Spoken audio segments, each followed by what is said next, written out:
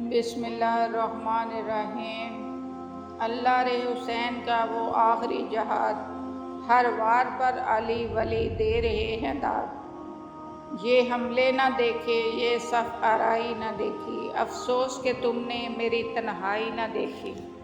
امام حسین علیہ السلام عرش زین سے فرش زمین پر آپ پر مسلسل وار ہوتے تھے کہ ناگاہ ایک پتھر پیشانی اقدس پر لگا۔ اس کے فوراً بعد ملعون نے جبین مبارک پر تیر مارا۔ آپ نے اسے نکال کر پھینک دیا اور پوچھنے کے لیے کہ آپ اپنا دامن اٹھانا ہی چاہتے تھے کہ سینہ اقدس پر ایک تیر سا شبہ پیوست ہو گیا جو زہر میں بجھا ہوا تھا۔ اس کے بعد لعین نے آپ کے پہلو پر اپنی پوری طاقت سے ایک نیزہ مارا جس کی تاب نہ لا کر زمین گرم پر دانے رخسار کے بعد گر پڑے۔ زمین پر گرنے کے بعد آپ پھر اٹھ کھڑے ہوئے اور ایک لعین نے آپ کے دائیں شانے پر تلوار لگائی اور دوسرے ملعون نے دانے طرف وار کیا۔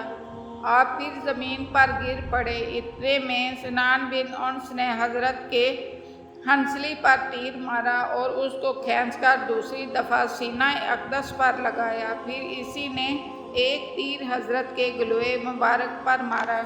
ان پہم ضربات سے حضرت کمال بے چینی میں اٹھ بیٹھے اور آپ نے تیر کو اپنے ہاتھوں سے کھینچا اور خون ریش مبارک پر ملا۔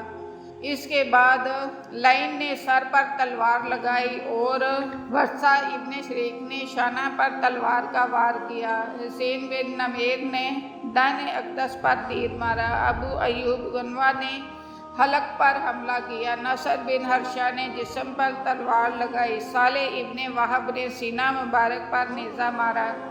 یہ دیکھ کر عمر سعد نے آواز دی، اب دیر کیا ہے، ان کا سر فوراً کاٹ لو۔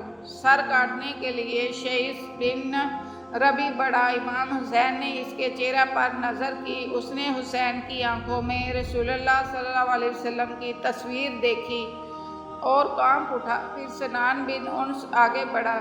اس کے جسم میں ریشہ پڑ گیا، وہ بھی سر مبارک کاٹ نہ سکا۔ یہ دیکھ کر شمر ملعون نے کہا، یہ کام صرف مجھ سے ہو سکتا ہے، اور وہ خنجر لیے ہوئے امام حسین کے قریب آ کر سینہ مبارک پر سوار ہو گیا۔ آپ نے پوچھا، تو کون ہے؟ اس نے کہا، میں شمر ہوں۔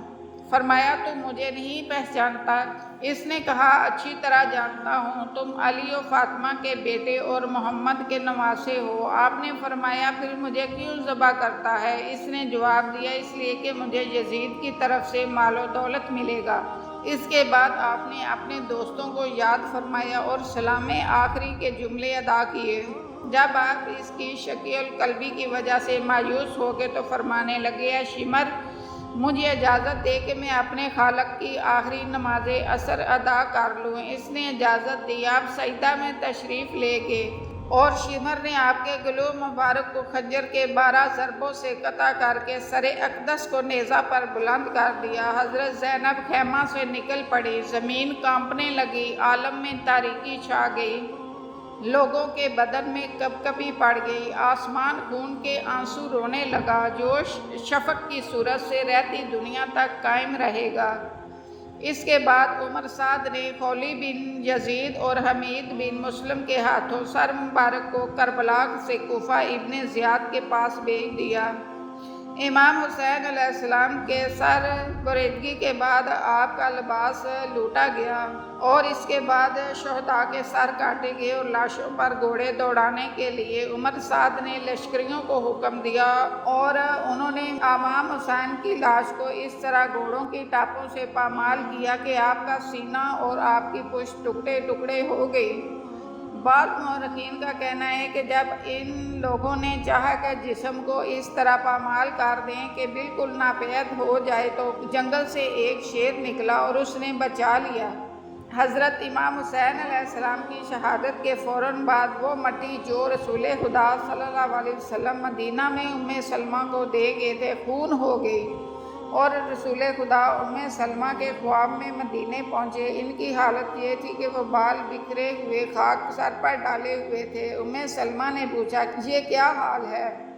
فرمایا میں ابھی ابھی حسین کی قتل گاہ میں تھا اور اپنی آنکھوں سے اسے ذبح ہوتے ہوئے دیکھا ہے۔